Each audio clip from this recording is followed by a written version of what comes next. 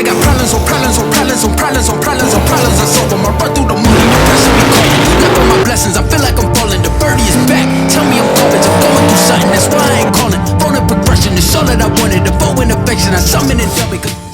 What's going on, guys? Welcome back to the channel. So at the end of the last video, you saw that I did get the AMS 1000 boost controller. Like I said, there's a lot of features in that boost controller that will really help this car out. The boost controller I currently have is the GFB boost controller, and it does okay, but it doesn't have a true boost ramp. It just has gain and sensitivity, whereas the AMS 1000 has true time-based boost ramp. So once the car is hooking, let's say if it goes like 124, 125 in the 60 foot, then at that point we can have the boost just start to ramp in and ramp up to the boost level that we want the car at. So what I'm currently gonna start doing is start pulling out the electronics for the old boost controller, and then we're gonna start wiring in the new boost controller. So a couple things that are different. We are switching to CO2 from Motion Raceworks. So we're gonna have to run all new vacuum lines from the wastegates to the new boost controller and the sensors.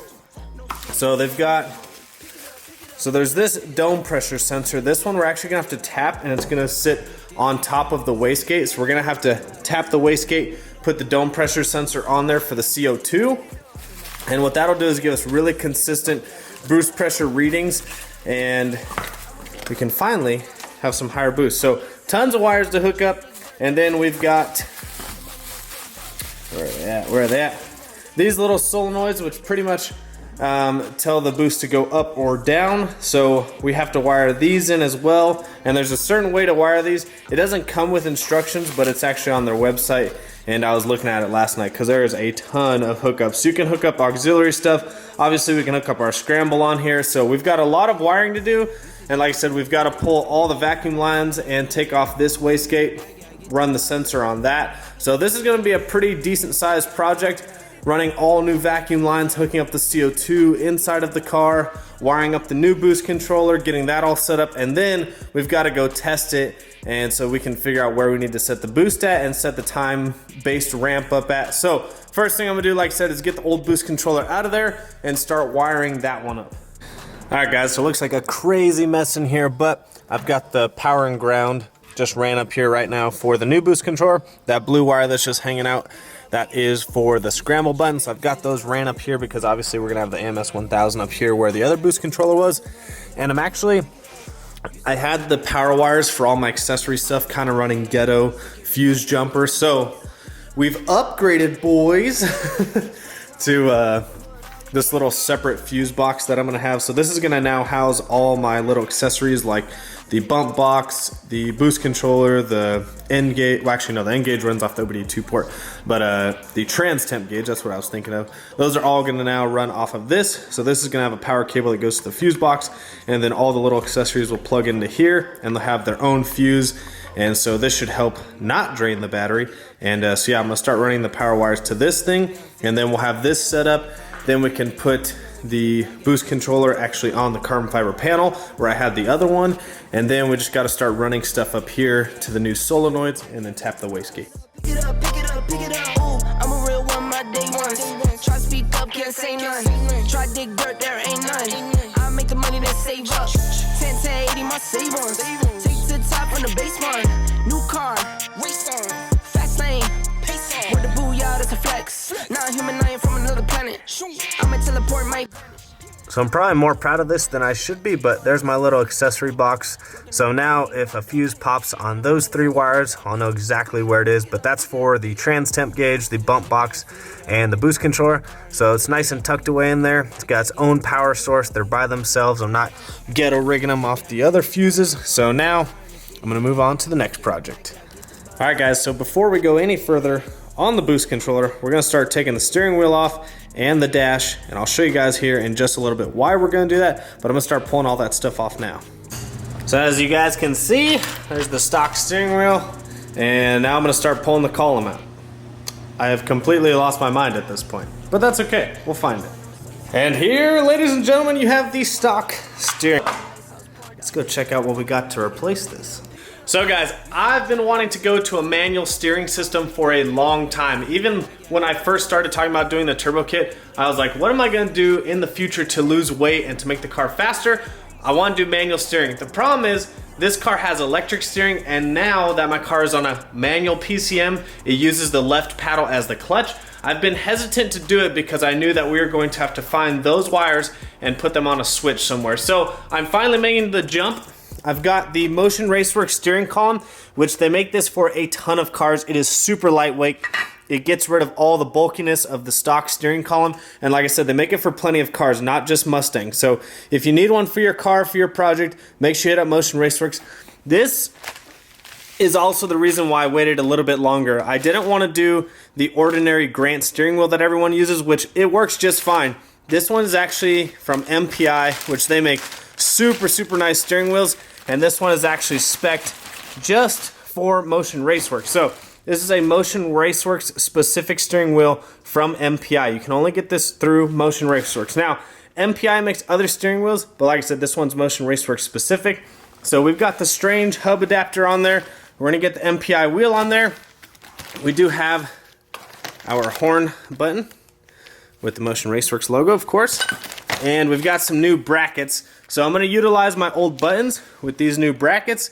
And then we've got our little connectors for the joint for the steering. And so yeah, we're just gonna keep knocking this out. What's going on, guys? Welcome back to the channel. Welcome back to another episode on the Mustang. So on the last episode, I started wiring up the boost controller, got the power ran, scramble, and the ground. I still need to obviously wire in the solenoids and do all that, which we're gonna get to, but I started working on the manual steering rack, the lightweight column from Motion Raceworks, and the new MPI steering wheel from Motion Raceworks. So I'll kind of give you a little glimpse of what it looks like. The car is kind of torn apart right now. There's wires everywhere, but I'm getting going on it. But here you go. This is what the steering wheel is gonna look like. So this is the Motion Raceworks MPI steering wheel, and we've got the Motion Raceworks lightweight column with the strange quick disconnect, so you can just pull that, boom, pop steering wheel off real nice and easy. Obviously it looks kind of ghetto right now. I'm gonna put the plastic pieces back over this once I've completed everything, but what I'm working on right now is taking out the electric steering rack and replacing it with this Flaming River manual rack. So super nice manual rack, should drop us another 20-ish pounds. I'll kind of weigh everything once we're done, but this is the Flaming River manual rack for an S550. I'm pretty sure I have to drop the actual K-member, which sucks because I wanted to wait until I got a K-member to drop it, but I'll just have to do it again. But hopefully I don't have to drop the K-member all the way and disconnect everything. I'm gonna just drop it a little bit here and there and see if I can just kind of work the stock steering rack out of there. But I already got the rod ends off, and I don't know, I don't think anything else holds it in. I think it just kind of sits down, but the problem is it's got to come up and out of the little like pockets that it sits in and then pull it out from there. So I'll kind of see, but I'm pretty sure I'm gonna have to lower the K-member just a little bit at least, kind of just to wiggle it out of there. But the lightweight column, you can kind of see, maybe you can see it right there, it's coming out. And with the Motion Raceworks kit, they give you a rod, and then it gives you a joint to attach it to the Flaming River rack. So I believe on previous years, you can actually get a joint that connects the lightweight column with your stock rack, but with the 2018 being the electric, it's got a little different end on it, and so we're actually not able to use the factory electric steering rack. However, I'm sure you could figure out which joint to get and make it, but I wanted to do a manual rack for a little bit anyways to lose some weight, so that's what we're gonna do. But man, look at that. That looks awesome to me. I'm a big fan of that. So what Joe and I have to figure out, well, really what Joe has to figure out, is I was using my left pedal, or the little left shifter, as my clutch pedal. So I would pull it in, and that would allow the car to start because it has a manual PCM in it technically. So the car needs to see a clutch. So what we have to figure out is figure out which one of these wires in here we need to tap to, and we'll put a little switch on it and put it like right here, and I'll just flip that switch when I need to start the car. But yeah, we're gonna have to tap into this so that the car thinks it has a clutch, but we'll get to that later on. I'm just kind of worried about right now getting that set up with the rack and everything bolted back down, and then I can have Joe come over and help me out with the electrical stuff. So I'm gonna continue working on getting the rack out. So I've spent about 30 minutes just getting this one bolt out. There's not much room to move around in there, so it's like one turn, one turn, one turn, just little baby turns. So I'm finally on the passenger side. Still pretty sure I'm going to have to drop the cradle, but at least I'm getting these bolts out. But these would be a lot easier to get if I already had the cradle out. What are you doing? Kennedy! Kennedy's here. Let's scare the crap out of her. Watch this. Ready? Ready? She jumps really easily.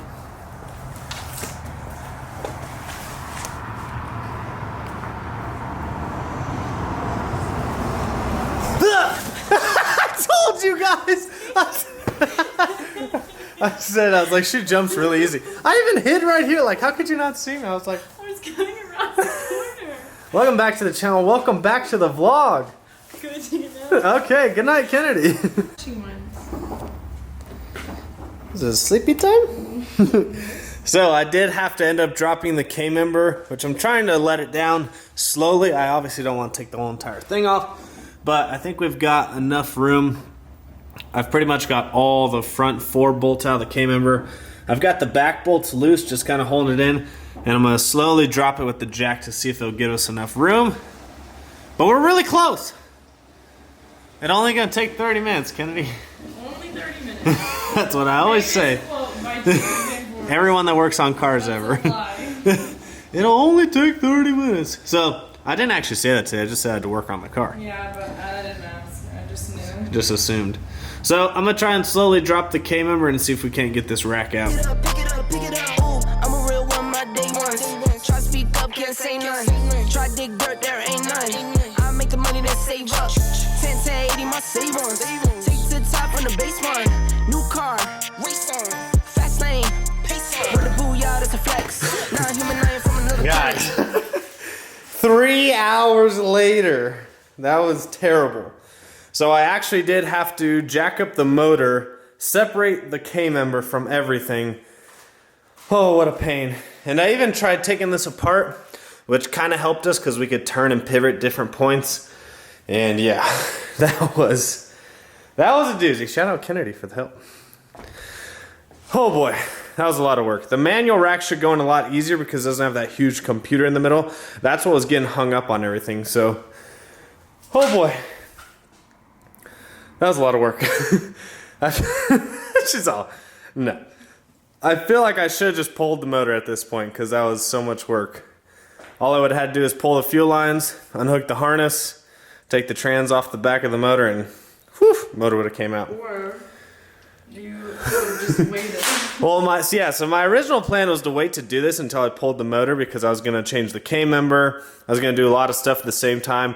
And it would have been so much easier with the motor out. So I'm going to have to do all this again when I go to pull the motor. It's going to be so much fun. Can't wait.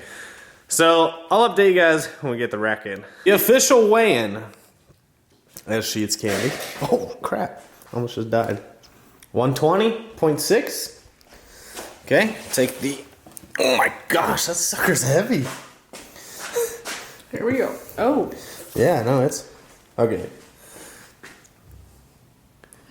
153.6. That's a lot. You were what, 120.6? So it's 33 pounds. Yeah, 153.6, 120.6. Yeah, it's still a lot. 33 pounds. Okay, drop that one. So we'll pick up the... This one's so light. Is it reading correctly? It weighs nothing. No, Okay, yeah, wait, you gotta hold step. on. Sometimes you gotta step off and step back on. Well, we already know what you weigh, so. What was it? 34.2? 134.2. 134.2. So that's pretty accurate. They said it weighs about 15 pounds. It's pretty damn close. Sweet. Is it about half? So yeah, you save about 15 to 20 pounds with there's a pretty big harness that goes to it. And then you save about another 15 to 20 pounds by doing the column and the wheel, which I'll weigh those tomorrow.